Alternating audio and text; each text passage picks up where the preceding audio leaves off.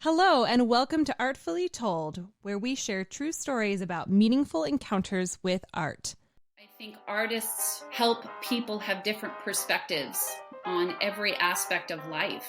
All I can do is put my part out into the world. It doesn't have to be perfect the first time. It doesn't have to be perfect ever, really. I mean, as long as you're enjoying doing it and you're trying your best, that can be good enough. Art is something that you can experience with your senses and that you just experience as so beautiful. Hi, friends. Whether you are just getting started or you're a seasoned professional looking to up your game, I have an exciting opportunity for you.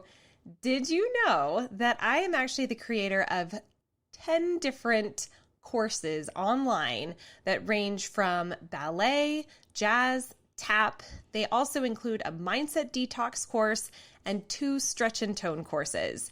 So if you're looking to start a new hobby or get a little bit fitter, or you're looking to do a deep dive into your mindset and really perform a true detox, I have the course for you, and I would love to help you out with that.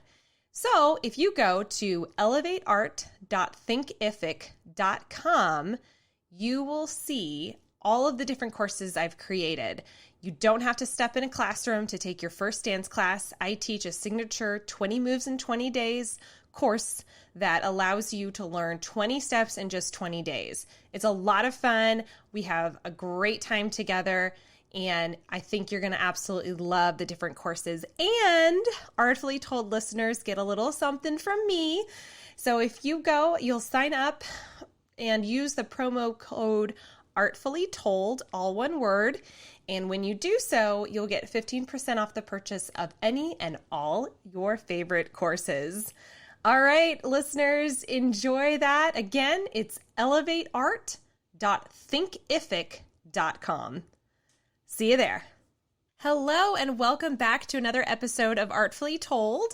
I'm your host, Lindsey, and I am absolutely delighted to have as my guest today a fellow Fringe Festival producer. I'm always so thrilled to meet and chat with fellow Fringe producers because there's just such this cool community and camaraderie, and I'm so thrilled that you're here. So today I have Phillip Andrew Bennett Low as my guest. He is a writer, storyteller, and playwright.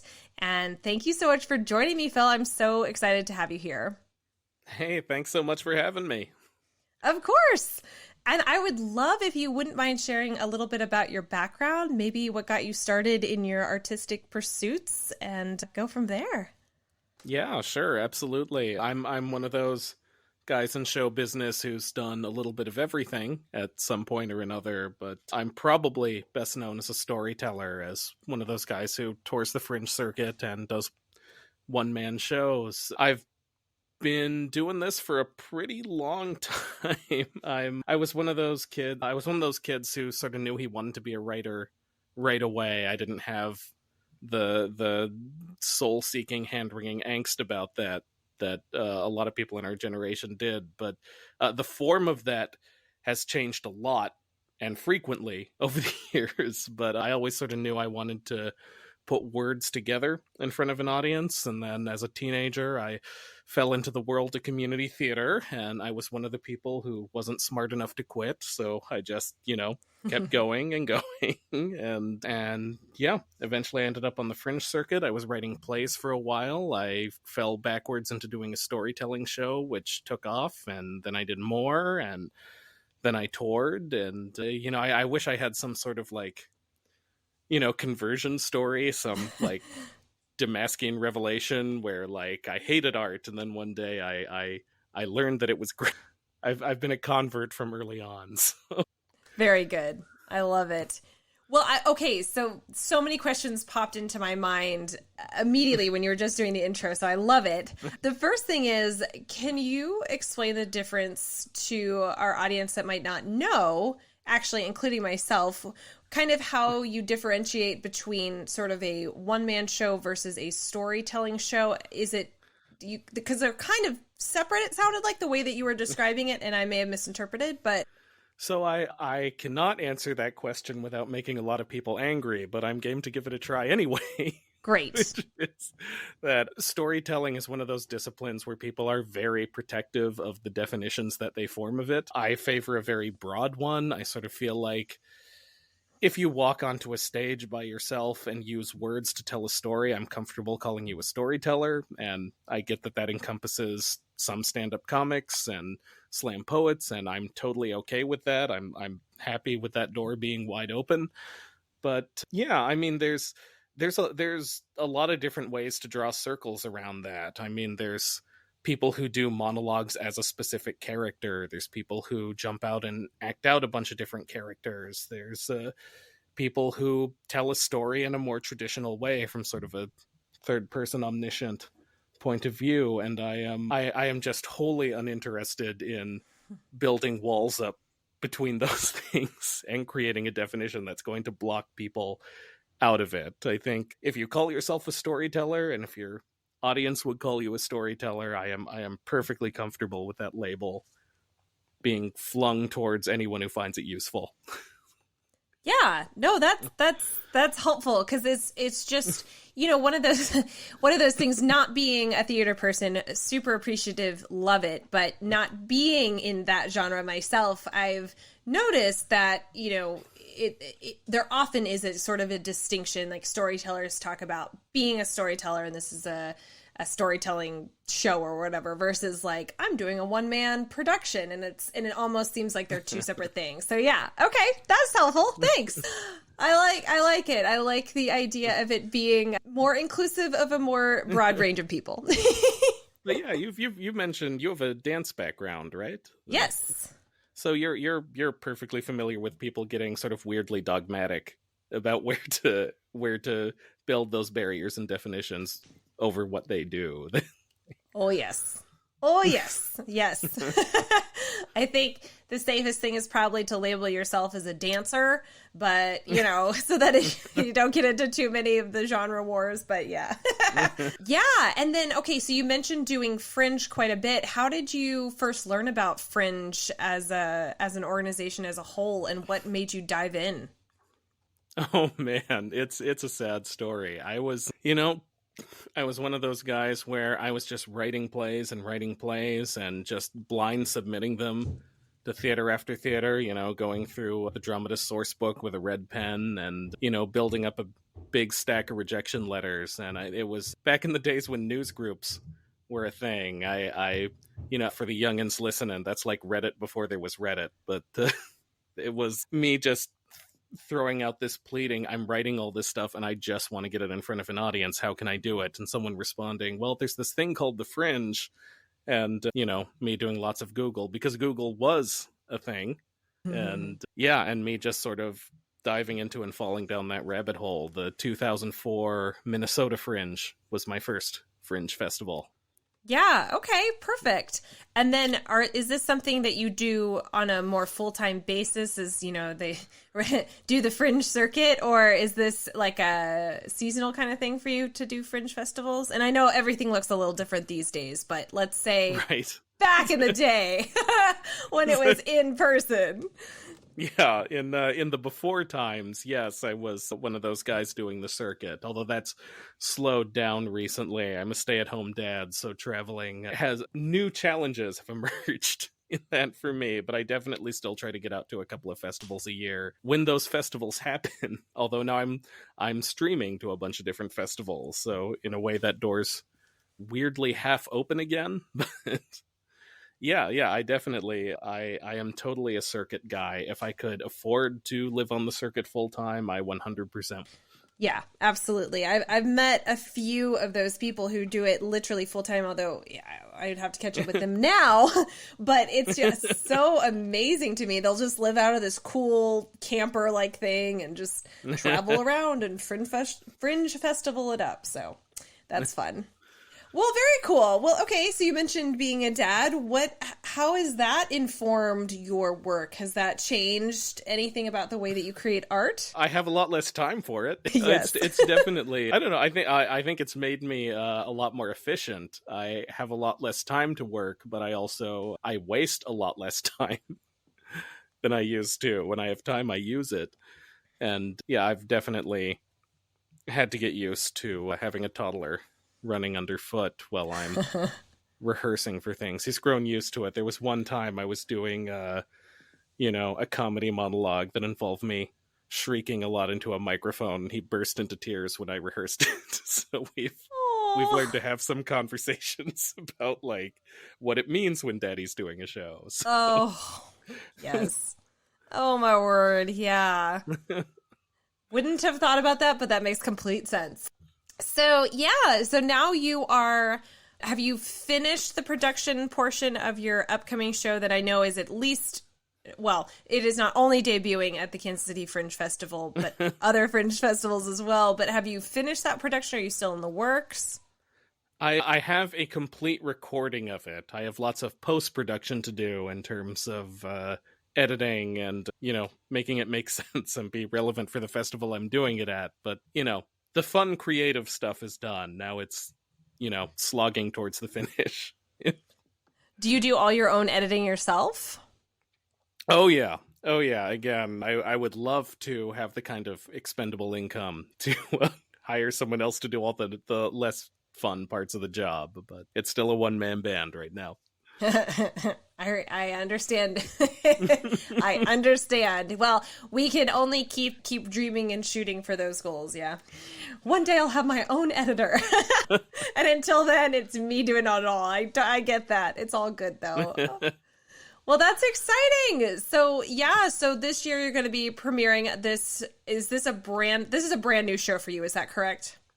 I've done it once before. I did it online for the Minnesota Fringe back in 2020 as a live stream. Oh, wow. Okay, nice. And so can you tell us a little bit maybe more about what the show is about and maybe even your creative process in developing it? Oh yeah, totally. It's the title is On the Concept of Irony with no reference to Socrates. And it's sort of a comic horror anthology. It's a collection of different stories that are, about dark and terrible things happening to people in a way that is hopefully funny, is the best way I can think to describe it. This is the perfect time for it, right? But yeah, generally the way these anthology shows come together for me is I sit down with a binder full of, well, what's everything I've written in the past year and what's the connecting theme? And there always is. And it was a very dark show because it's been a very dark year. So I think that's how that emerged. Yeah, I can understand that. And so this has a political bent as well, is that correct based on what I know from you describing it earlier? Yeah, I'd say that's fair. There's usually a little bit of a political bent to everything I do, although a little bit more to this one. Like there's it's really hard to describe. Part of this is because these are all sort of short horror stories that revolve around a twist, so it's hard to talk about them without revealing, and here's the punchline. Yes. But it is stuff like one of the stories is about a comedian waking up in this post-apocalyptic dystopian future and trying to pick up his career where he left off. And, one of them's about a sort of a Lovecraft parody about a scholar being driven mad by his new Bashan puppy. It's stuff like that. That's fantastic. Okay, yeah, I know you can't give us, the full synopsis, which is fair. Yeah, okay, so sort of gathering what you've kind of created throughout the year and then coming together and with this theme, I think that's really cool. So what are some other themes that you've tackled in the past that have sort of just, again, emerged based on what was happening in the world or what was happening in your life? I'm just curious about some of your former work as well. Oh, yeah, that's a really good question. There's I'm trying to think of my previous anthology shows. I had probably my first was a horror collection called Fear and Trembling. That another very bleak one. I don't have a lot of super uplifting shows. I wish I was one of those guys. I can count the number of shows I've written with like a quote unquote happy ending probably on one hand. I did one called Concept of Anxiety that was largely sci-fi and largely sort of an examination of time and memory and mortality. would be the biggest thing of just, I think I'm the first writer to really ever tackle the question of dealing with their own mortalities. I'm quipping. I'm pretty sure I'm not. So you mentioned these as anthology shows specifically. So you would create that as say a separate category than just like what else have you done? I suppose that would be a different, just because again, this is new to me. I'm sure it's new to some of our listeners as far as like sort of within theater, you have these different, you know what I mean? Different kind of genres or different styles or whatever. I'm just very curious to learn. Totally. I mean, I've definitely done one-man shows that revolve around a single story. The last show that I took to Kansas City in the before times was called Get Thee Behind Me, Santa, an inexcusably filthy children's time travel farce for adults only. You believe in long titles. I find cumbersome language funny, so if you don't, my shows will probably be a slog. No, I love it. I just have to tease you because I'm like, your title this year is long, and that's even longer. I love it. But yeah, the premise of that one, it was a time travel farce in which Jesus and Santa switch places and create a new timeline, and it's the efforts of various characters to try to restore the original timeline. And yeah, so that's certainly one of the silliest things I've ever written. That's probably one of the 5 happy endings. Very good. Okay, awesome. That sounds fantastic. I feel like I need to see that.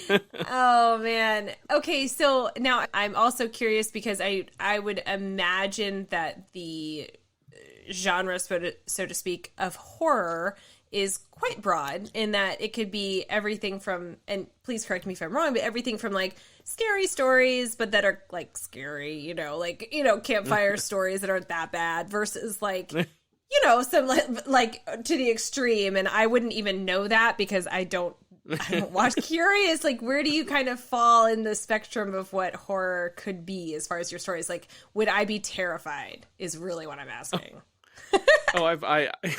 I definitely write a pretty wide range of stuff. This particular show is definitely going for the Blackley comic vein, so I don't know that there's anything particularly terrifying in them so much as unsettling or sickening in again, hopefully funny ways. I have definitely written some stories that reach for hopefully this year I will be releasing written of my third book, a horror collection that has a wider range of stuff in it. In this one, yeah, I'm definitely hoping it's always tough with something like horror to say I'm hoping people have a good time, but like this is not a show that's about giving you nightmares. This is a show about making an audience uncomfortable in hopefully different ways.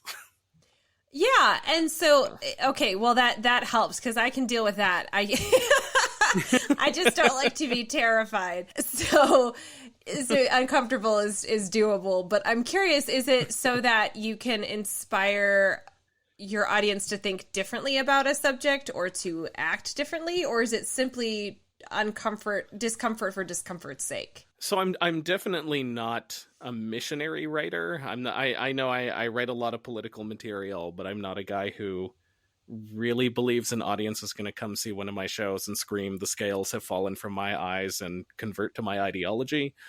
But I do think if what I write serves a function, I'd probably call it something like reverse gaslighting, in terms of I want people to come to see one of my shows and go, "Oh, okay, I'm not crazy." Like someone else does think everything else is crazy too. So also kind of hoping then to, and I'm extrapolating, so correct me if I'm wrong, but sort of bringing awareness to maybe the darker side of experiences that we've all sort of had, but we think are like solely unique to us, of sort of, oh, nobody else thinks this way or something like that. Is that okay?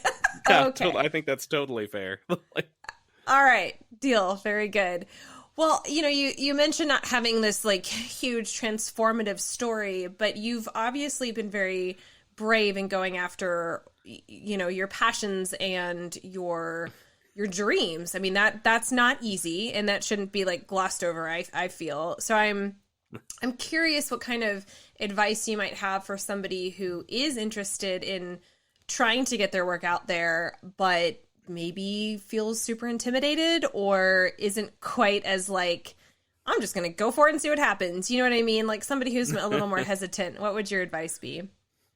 Oh, I wish I had something more encouraging to say than, stop procrastinating.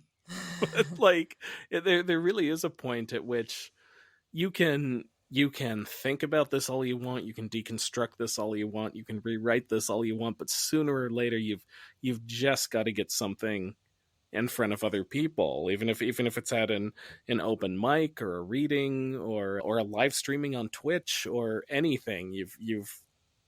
You have to take that step to getting it in front of another human being. I think that's really the first step. That's when you're going to learn very quickly whether what you're doing is working or not and what's not working about it. Yeah, absolutely. Well, and I think I love that advice. I think you're absolutely correct. And, just if anyone's listening to this and interested in an opportunity to get their work out there, Fringe festivals are the perfect way to do that, I think. I don't know how you feel, Phil, but what's great about them is that they are unjuried and uncensored. And so, for developing an audience and getting real honest feedback, it's a really good way to do it at an affordable rate, I think. What do you think? Oh yeah, I mean, yeah, I'm a convert. I've devoted a not insignificant portion of my adult life to Fringe Festivals, so I'm not going to take any sort of counterpoint to Fringe Festivals being a great, fantastic thing. But yeah, I also feel like this advice is so much more discouraging in the middle of our current situation. Just go out, go to a show, get in front of an audience, or it's like, no, nobody can do that right now. Yes, but like you said, there are virtual ways to do so. And, you can really start small and just get a few people's feedback. I mean, it doesn't have to be like, a worldwide debut. It can be literally just a couple people who are willing to give you that feedback. So yeah, no, I think you're spot on. And I would like to imagine that we'll get back to live performances soon. I'm hopeful. I think I'm more pessimistic than a lot of our colleagues. I think we've still got a ways to go, but I do see light at the end of the tunnel. So I'm enthusiastic about that. Yes, and that's fair for sure. Oh my goodness. Okay. Well, I mean, obviously, your life has looked different recently. You talked about, having a toddler, and obviously that changes the way that you work a little bit. Well, a lot, I'm sure. And then also there's COVID, which messed everybody up. But do you think that, over the last year, obviously you wrote a show that was darker in nature, but like, what were the things that stood out to you that were productive, that were interesting developments in the art world or the theater world? Oh, for me, this has been sort of a boon for me in the way, because it threw me out of my comfort zone. In terms of, I'm one of those guys that really dove onto the grenade of live streaming. I've been trying to produce a couple of shows a month, and I've really been challenging myself to find ways to use the medium, like to not just stand up and perform one of my one-man shows to a webcam, but trying to figure out ways. Okay, this is a legit new medium. What are things I can do? I'm working on commissioning new music for a couple of different shows. I have the show I'm doing for Kansas City Fringe. It involves me performing against like animated backgrounds and things like that change behind me as the scenes change and as I'm talking about different events in the story. So I've really been pushing myself to try to find new ways to use new media. Yeah, absolutely. And I totally relate to you going out of your comfort zone. But yeah, it's been an interesting, not to overuse the word pivoting, but it's been an interesting pivoting year. I'll put it that way. So yeah. No, I did a show on election night that was just me. It was me reading favorite historical texts from about a 5,000 year period around different sort of political movements. But yeah, it was me reading for 5 hours straight. And there is no way in a million years I would do this in a live theater and expect an audience to stick around for it. But like via a live streaming system, like I'm basically a radio station, you know, people can tune in and out, they can play me in the background while they do something else. It's, you know, it's not something I would ever do in an in-person performance, but it's something I was really excited about doing online. So I've been trying to change my thinking in that way. Yeah, that's super cool. What a unique idea. I love it. Yeah, and that makes total sense. Yeah, you're right. No audience would probably stay for 5 hours. I don't even know if we could get them to stay for 2 sometimes, but, you know, that's awesome. I love it. Well, I'm sure that there are many moments that probably stand out to you as, you know, impactful when it comes to the arts, but I'm curious, do you have any specific stories that come to mind, either witnessing somebody witness your art or you witnessing somebody else's art that was like, I've got to remember this moment, this is important? Oh man, there's so many, and I feel like so few of them are like stories. There was I was a huge fan of theater in Minneapolis. They were this Lecoq-based company that chose to set their stakes in Minneapolis for whatever reason. They just did lots of really brilliant movement, clowning, poetic stuff. Really like nothing I've seen before or since. But again, if I try to describe a single moment, it's tricky to do. And I've had those moments in my own work, you know, where you because again, it's very easy in our profession to sort of fall into our own heads and to find ourselves floundering with the sense of, well, am I just screaming into a void? Is anyone responding to this at all? And then you do get those moments of, you know, people who come out and, you know, I had a 10-minute preview I did as part of a showcase in a small town in Minnesota where someone just came up to me afterwards with tears streaming down their face. And I mean, that's something you remember as a performer, because that is not a performance that I was even particularly invested in. You know, it was sort of annoying and something I had to do, but you know, the work did the work. And, you know, I can think of a couple of things like that. There was a time in Indianapolis, I do a fair amount of political comedy, which is often challenging, has grown more challenging in recent years. But I remember one show I did in Indianapolis where there was a group of hecklers who came with the intention of sabotaging the show. But about 15 minutes into it, I won them over, and then they invited me out for drinks afterwards. So, like, that's definitely something I hold as a badge of honor. Wow. Yeah. That's huge. Congrats. I love that story. I think that must be one of the rarest occurrences of something like that happening. Kudos to you.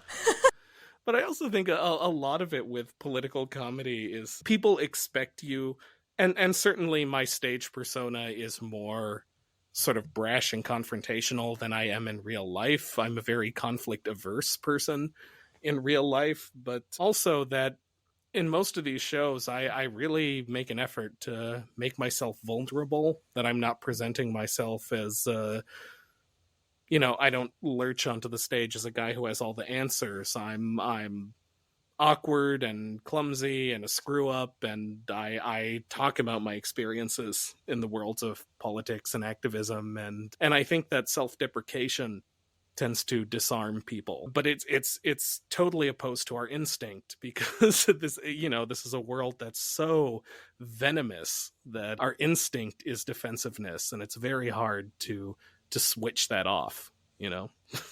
Yeah, no, I do, and yes, I agree with you. But I really like that approach, and I think that that's so helpful. It's so interesting. I just finished reading a book called Dare to Lead by Brene Brown, which is fantastic if anyone needs a good read. But she talks so much about vulnerability, and when you're vulnerable and willing to use self-deprecating humor or whatever, then it opens up conversations that wouldn't either take place or would be awkward or controversial or whatever. But like, if you can start from a place of vulnerability and be like, this is me, this is where I'm coming from, then all of a sudden you can open up these doors. So I love that. I love that that's what you do. Yeah, I should also throw out the caution to anyone hoping to follow in these footsteps that it does not work 100% of the time. There are definitely times I walk in and say, I'm a terrible person, and the audience is fully prepared to agree with me. And you're like, okay, here we go. Oh, no. That's funny. Well, to be an artist is to be brave, yeah? It's part of the deal. Oh my goodness. Well, this is awesome. So I'm sure that there are listeners who will want to connect with you and, watch your shows and follow what you're doing. So is there a way for them to do that? And how can we stay in touch? Oh, there totally is. Easiest way is my website, which is maximumverbocityonline.org. You mentioned that I had a thing for unwieldy titles, and there it is. But that's my website. Yeah, we also have a Facebook page, which is updated significantly less. That website is your best hope if you want to know what's going on. So. Perfect. I can relate. Social media is one of those things I'm like, okay, here we go. Got to remember to keep up with it. Oh, yeah. And if you're trying to avoid the venom, social media is not a place you want to spend a lot of your time. Fair. Totally fair. Well, that's awesome. Thank you for that. Yes, I just had to tease you about those titles, but I do love a good long title. So anyway, perfect. Well, this has been awesome. I really appreciate you sharing your stories and your insights. And I do have a couple of questions that I always like to ask my guests, if you're okay with that. Yeah, of course. Has anyone ever said no? Have you ever? No one has ever said no. I did have a guy one time who was like, what happens if I do say no? And I was like, well, I if you did, I'd respect that. I would find it ironic, but yes, you can say no. Okay. Well, anyway, the first question is, how do you personally define art, or what is art to you? Oh, man. Okay. Again, I'm the broad definitions guy, so I mean the cop-out answer would be to just say I'd accept whatever definition anyone wants to give, but trying to be a little more thoughtful about it. How do I define art? I would say it takes there has to be an element of artifice for me, and even saying this as a storyteller who stands on stage telling personal stories. I think there does have to be an element of someone presenting themselves to someone else and presenting something created, something that there is an acknowledgement between the person presenting it and the person receiving it, that there is an element of unreality to this.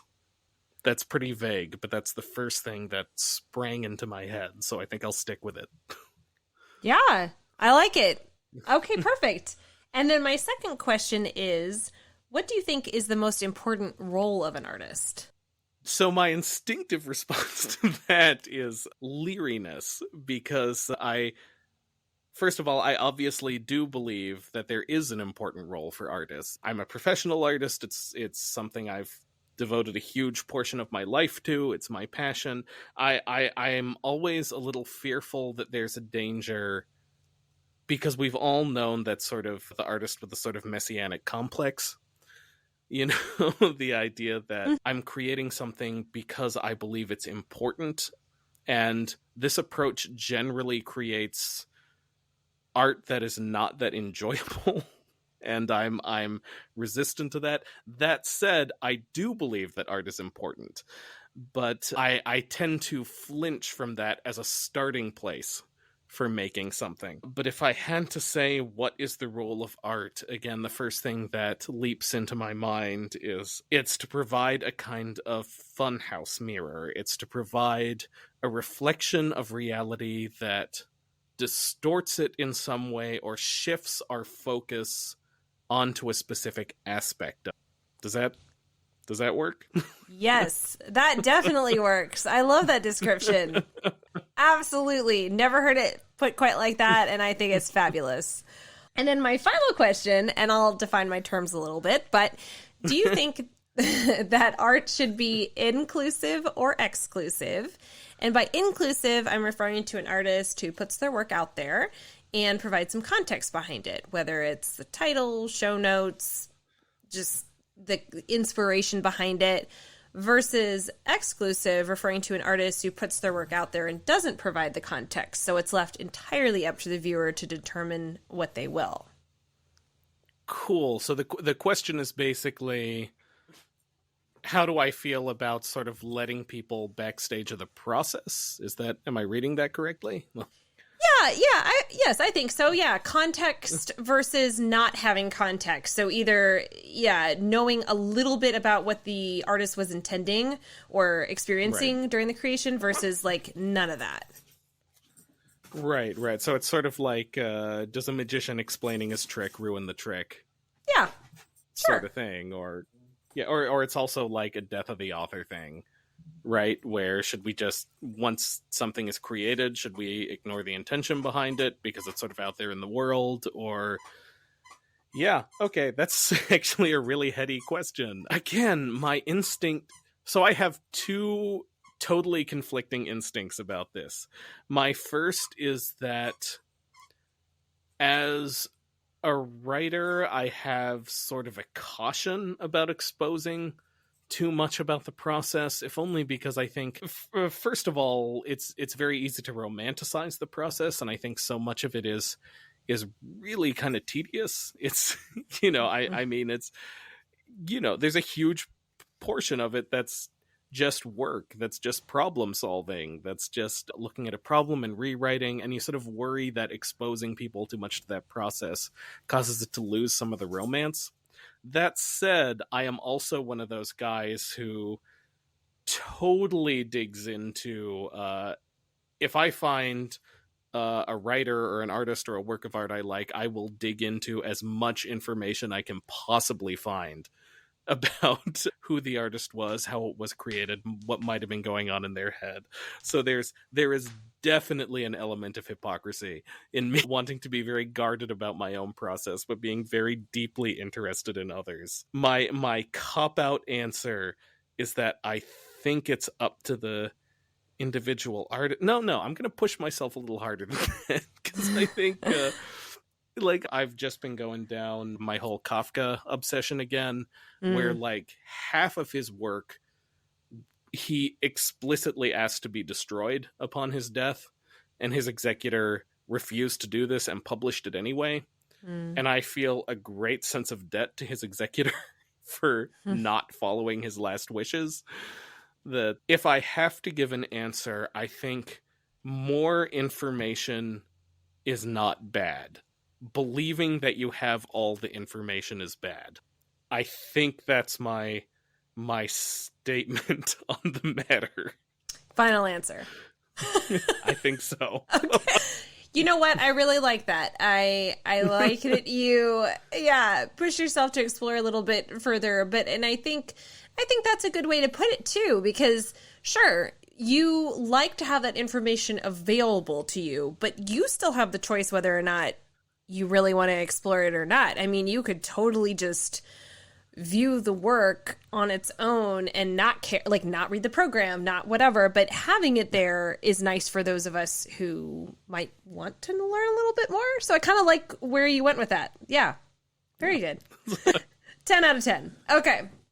Well, first of all, again, Phil, thank you so very much for joining me tonight. This has been so much fun. I really appreciate it. And I love your unique perspective on storytelling in the arts, and your approach to making it broader. I think that's really important, and kudos to you for doing what you do. But I would highly encourage those of you who are listening to also check out Phil's website and this upcoming show, because obviously it's going to be exciting, maybe uncomfortable, but in a good way. So yes, highly encourage you to do that. And just thank you so much, Phil, again. This has been a really fantastic chat, and I really appreciate it. So thanks. Awesome. Thank you so much for having me. It's been fun. Good. Yes. All right. And thank you so much to everyone who has listened to this episode. And if you're feeling as inspired as I am, I would love if you would share this with a friend or two, and we will catch you next time.